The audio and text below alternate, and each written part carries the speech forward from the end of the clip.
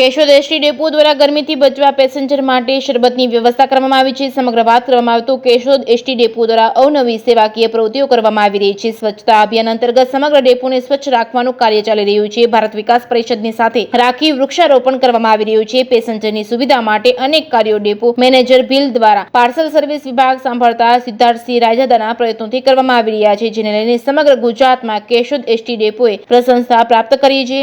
હાલમાં સમગ્ર ગુજરાતમાં હીટવેવના કારણે લોકો કાળઝાળ ગરમીમાં શેકાઈ રહ્યા છે। ગરમીથી લોકોના મોત થઈ રહ્યા છે, ત્યારે આજરોજ કેશોદ એસટી ડેપો દ્વારા અનોખી પહેલ કરી રહી છે। ત્યારે દરેક આવતા જતા મુસાફરો માટે વરિયાળીનું શરબત મહાવીરસિંહ જાડેજાને એસટી ટીમ દ્વારા બનાવી પીવડાવવામાં આવી રહ્યું છે। આવી કાળઝાળ ગરમીમાં શરબતથી લોકોને ઠંડક થાય અને આ કાર્યને મુસાફરો દ્વારા બિરદાવવામાં આવ્યું હતું। આ કાર્યમાં મનસુખભાઈ તેમજ મેનેજર ભીલ તેમજ સિદ્ધાર્થસિંહ રાયજાદા, મહાવીરસિંહ જાડેજા પોતાની સેવા આપી રહ્યા છે। જેકેએસ ન્યૂઝ ગુજરાતી સાથે રાજુ પંડ્યા, કેશોદ।